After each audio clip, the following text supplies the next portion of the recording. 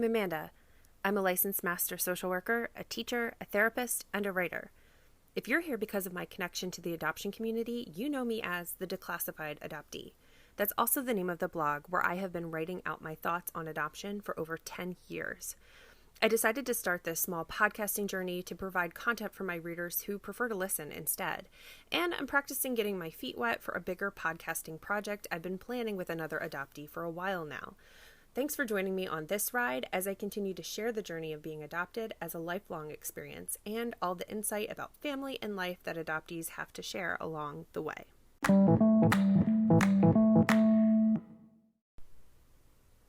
Hello, this is Amanda. This is episode 1. I am recording on July 29th, 2020. I will be reading from my blog post, which will also be published today. You will have to forgive me as I am recording with only an iPhone and the microphone earbuds that came with it. I hope to invest in something nicer soon. The title of today's blog post is Being Transgender Just Like Being an Adoptive Parent.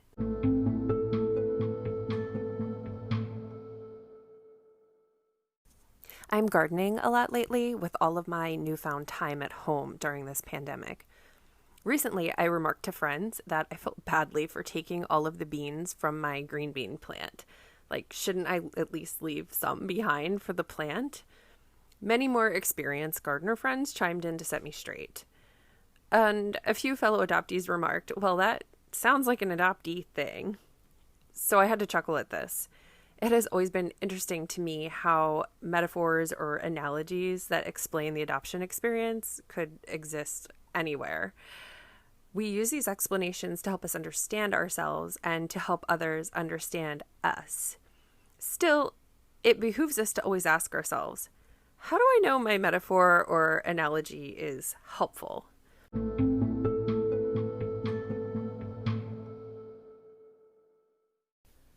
Recently, in an interview with The Guardian, Professor Sophie Grace Chapell made an adoption analogy of her own. She indicated that adoptive parents want to be seen as biological parents. Therefore, adoption can explain transgender identity in this way. Among other notable credentials and achievements, Chapell is the only openly transgender professor of philosophy in the United Kingdom. The interview was a follow-up to an open letter Chapell wrote to the author, J.K. Rowling. Chapell's letter had been a solid appeal to Rowling to reconsider her vocal trans-exclusionary radical feminism, which some abbreviate as TERF, T-E-R-F. Chapell explained to The Guardian that Rowling's Harry Potter series, quote, helped me come to terms with myself, end quote. Having enjoyed the books, Chapell was taken aback to find several Rowling statements about transgender people that, quote, took her breath away, thus prompting her letter.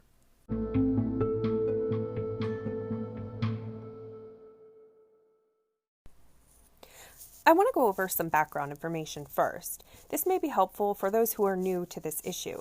So, what is trans-exclusionary radical feminism, or TERF? And why are Chapell, myself, and so many others so upset with Rowling about it? I found an article by Viv Smith, who is the feminist writer credited with coining the term, where she explained how TERF came to be. And at her blog, this was one definition of TERF offered.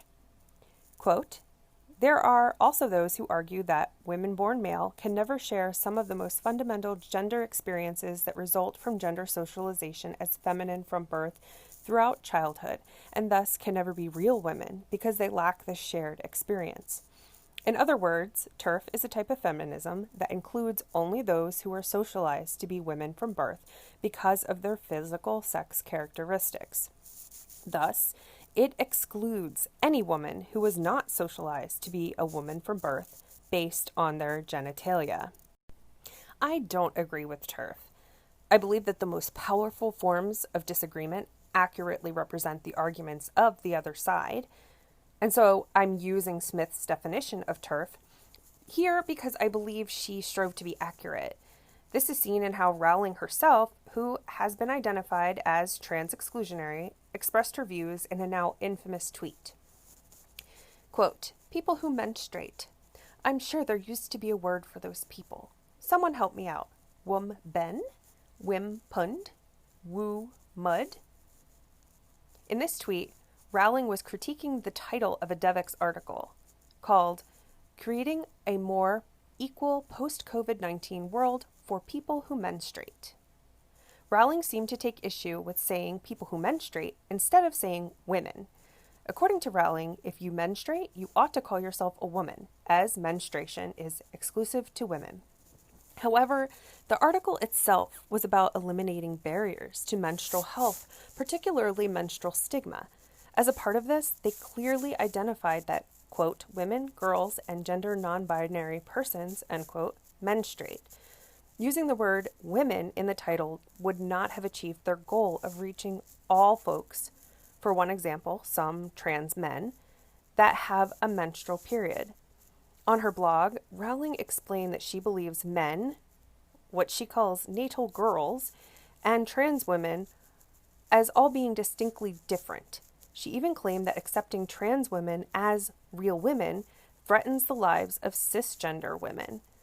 Recently, trans writer and activist Juno Dawson published a piece with Time taking down this flawed way of thinking, and Chapell's letter to Rowling offered a number of compelling points as well.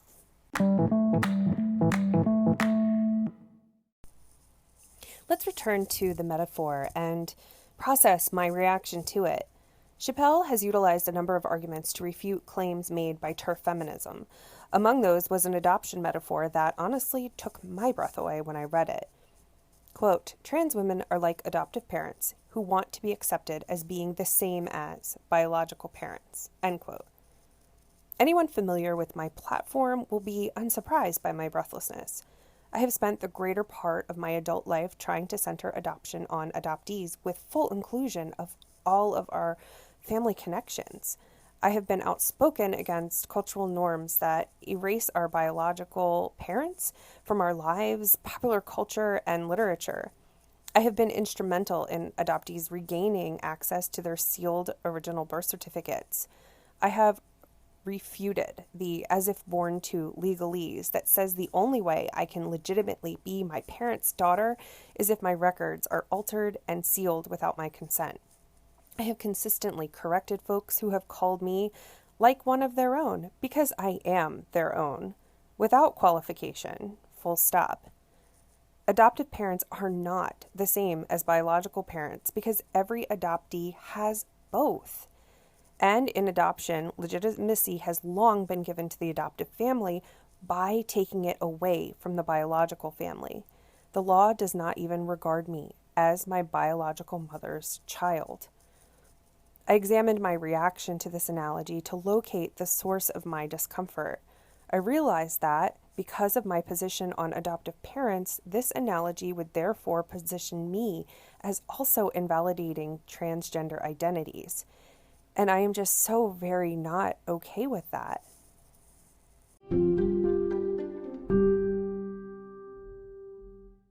It's important for me to be a respectful ally, so I dug deeper to look for more context to better understand Chapell's perspective. I found her submission to the American Philosophical Association entitled Trans Women, Men, and Adoptive Parents, an Analogy. Therein she wrote, quote, maybe we should think of it like this. Trans women men are to women men as adoptive parents are to parents. There are disanalogies, of course, and the morality of adoption is a large issue in itself, which I can't do full justice to here. Still, the analogies are, I think, important and instructive.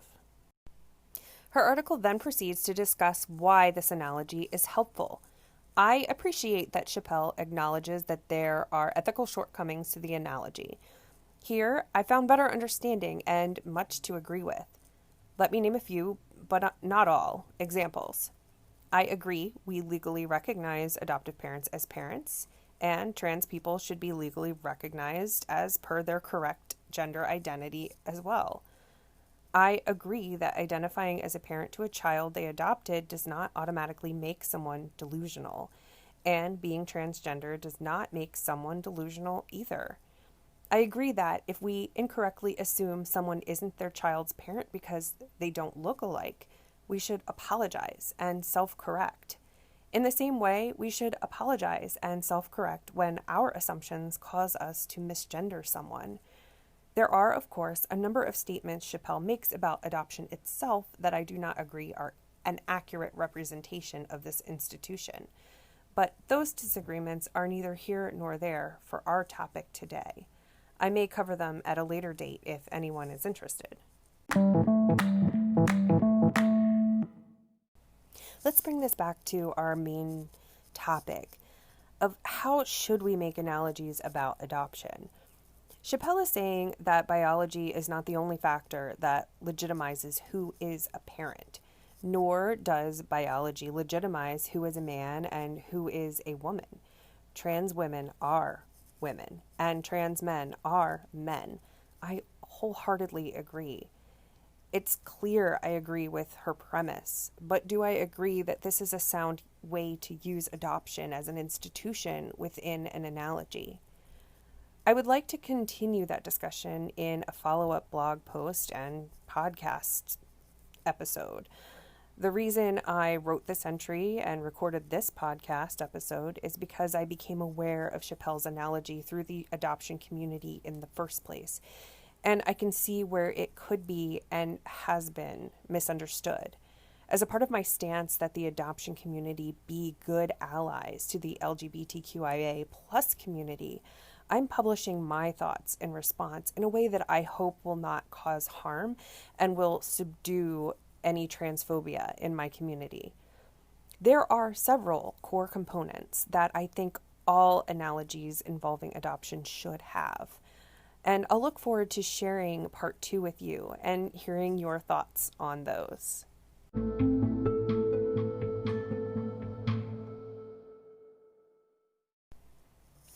Wow, so that was more easy and fun than I had ever imagined it was going to be.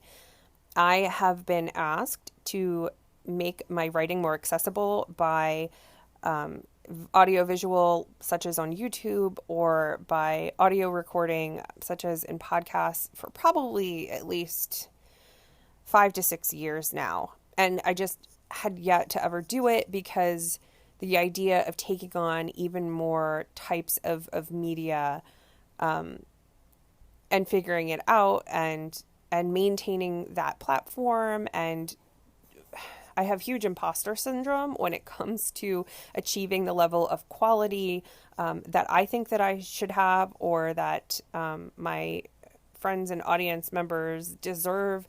It's just, I overwhelm myself. And so I really have to thank my friend Stephanie for, working with me on a podcast idea that was hers and that we are now developing together, because that, being able to do something with someone else and learn that way has really helped me bring, what has been 6 years too far behind for the Declassified Adoptee to an audio format. At least for this episode, I hope to do more. So thank you so much for listening. Please share it with others. Send me feedback. Let me know your thoughts. If you did not like the audio quality, I know that I listen to podcasts all the time, and I know how important audio quality and the microphone, I know how important all of that is. If the audio quality was not up to your listening standards, please don't disregard. Please continue to follow, because I will be getting an actual real microphone in the very near future. So I just wanted to let you know about that. Thank you so much for listening. Again, please share. Feel free to let me know your thoughts, and stay tuned because I will be releasing part 2 soon.